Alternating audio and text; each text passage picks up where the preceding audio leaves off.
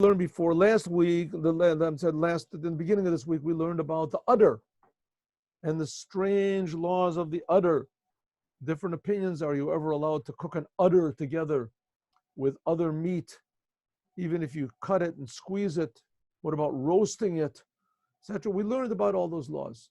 We didn't really get practical about it because I don't think it's really that practical. I don't know if anybody eats udder anymore. Maybe I'll go to the butcher store, ask them if they sell udders. I don't think I don't think they eat it even in France.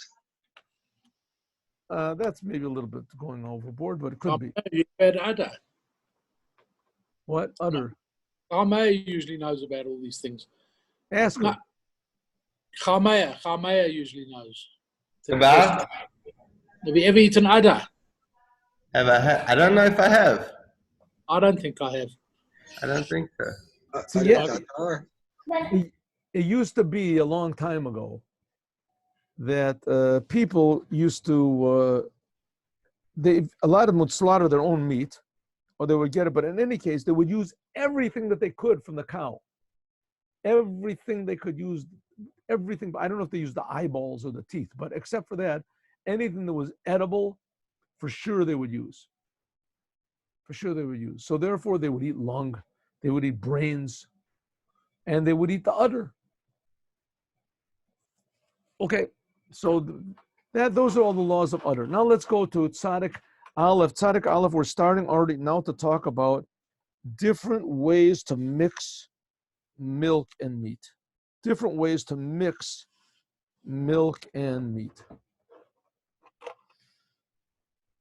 Okay, so we already know that you cannot eat milk and meat together in any form or way. You can't even eat one after the other. These are all decrees of the rabbis. And again, the rabbinical decrees have the same value as the Torah decrees. It's just that the rabbis made certain leniencies. But the only reason they made leniencies is not because they're really more lenient, because that's just the law. That's what they wanted to do. You should know that these are rabbinical laws, not Torah laws. But frankly, they're all just equally from God. All right. Okay, let's read from the screen. Very good. Here the screen is pretty big. Call mide anything. There's a very problematic here. Ramah, you're going to see. Call mide the boil adacha. Anything that you have to wash off. Like for instance, touching a piece of meat with milk, touching cheese with meat. You can eat it if you wash it off. But anything that you're going to have to wash off before you eat, could go in laniach basar heter, for instance, to put permissible meat that's cold, beke'ara, in a plate, shall asr tzonin, a plate which is forbidden, but it's cold, right? A goy's plate, he eats his rabbit over here, but it's the plate is now cold. The plate is now cold. And it's clean, of course, it has to be clean.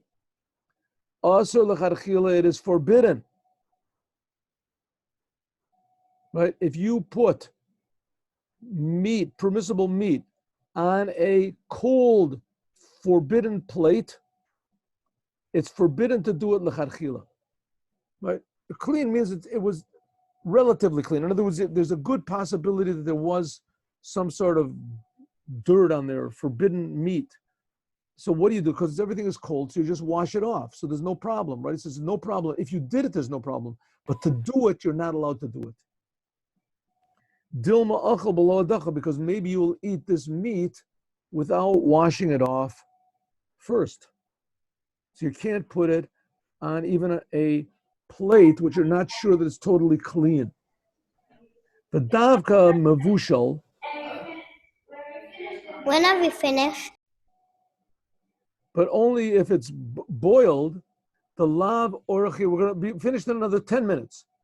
The lav orche badacha. When is it forbidden to put, let's say, meat on? Please close this thing because I can't read. Okay. When is it forbidden? Okay. When is it forbidden to put meat, let's say to touch meat with cheese? It's forbidden to do. When? If that meat and that cheese are never washed. Or let's take the example he has over here. You have the there's a Gentile that works in your house and he has a plate and you have this meat, right? Can you put the meat on his plate? He says, well, if you do put the meat on his plate, then you have to wash off the meat. You have to wash off the meat. But you shouldn't put the meat on the plate. Don't do it because you might forget to wash it off. He says, when is this talking about? When the davka b'muvushal, only if this is cooked meat that has already been cooked before, the lav orche b'adachat, because you don't wash off cooked meat before you eat it. The meat has already been cooked. Well, we wash off meat, you take a piece of meat, you wash it off? Of course not. What do you wash off? Raw meat. If it's raw meat, then you wash it off. If it's raw meat, then it is permissible to put it temporarily on the plate, on the treif plate of a goy. But a thing which you always wash off, like raw meat or kiyotzeb or something similarly, shari, it is permissible even to intentionally to put this raw meat on a place of a goy. Okay, here we go. Here's this problematic sort of Roman. It says, Davka davar sheyesh lo lachluchis katzat. When is it forbidden? A thing that has a little bit of wet. It's a little bit let of a davar yovish. But if you have something that's totally dry, for instance, a dry piece of meat, mamish, totally dry, there's no dampness on it at all. Im lo bala hakli, the vessel that you're going to put it on was only swallowed up by means of cold. How can a vessel swallow up by cold? For instance, you took a vessel and you soaked it, or you put inside of it clam juice, clam chowder. Clam chowder is like, it's forbidden soup. It's like from oysters, something like that. And if that clam chowder sits in a pot for one full day, 24-hour period, that's called kavisha and makes the pot usser. That means the pot swallowed up by means of cold. Swallowed up by means of cold. If the pot only swallowed up by means of cold, then mutar laniach, you can put davar yavish, a dry thing, and you don't have to wipe it off at all. In other words, it has to be, though, that the pot swallowed up this isser. I mean, we're never going to come to a law like this. It's never going to happen. But this is theoretic. You have a piece of meat, dry meat, it's already been cooked. It is permissible to put it on a treif plate if that treif plate only swallowed up by means of cold. The picture of the text has gone away. Picture of the text has gone away. Okay, let me just find my text. 1 second. When am I going to learn to do this on my own? When am I going to find time? I'll have to find time. Here we go. Tzaddik Aleph. Okay, that's what the Ramah says. Let's go to the next law, all right? Tzorech lizahir, law number 3. Tzorech lizahir, you have to be careful. Shelo yiga basar balechem, that meat, kosher meat, should not touch the bread. She'im yiga bo, if meat touches this bread, asar la'achlo im gavina, you cannot eat it with milk. Pretty obvious. The kain yizarin, also you have to be careful. Shelo yigabo gavina, that cheese should not touch the bread. She'im yigabo, because if it touches it, asar la'achlo basar, you can't eat it with basar. This goes back to the law we learned in pay test that you have to clean off the pururi, the little pieces of bread from the table. Let's I'll get this thing in the middle there. Oh. Dalid. Okay, we'll do one more. We have a couple minutes. Basar v'chala v'rotchim. And we're going to do this over again because now we're getting into the real thick of it. Okay, so up to now, we haven't exchanged taste of milk and meat. We haven't exchanged taste of milk and meat. A little bit when it says that you have to wait 6 hours after eating meat, The milk, because there's the taste of it a little bit in your stomach or between your teeth. But up to now, we're talking about cold things, touching cold things. You have to wipe it off, wash it off, no problem. What if the milk and the meat, milk and cheese, meat and cheese, rotchim, are boiling hot? Shinit arvu yachad, they got mixed together. Afilu basar tzonin, even if only one of them is hot. You have cold meat that fell into hot milk. The hot milk is on the bottom. The hot milk is on the bottom, and the meat falls into the hot milk. We're going to learn now another principle, which is called tatoa gavar. Whatever is on the bottom determines the temperature. If the bottom one is hot, then everything is hot. If the bottom one is cold, we treat everything as cold. Whatever is on the bottom, tatoa gavar.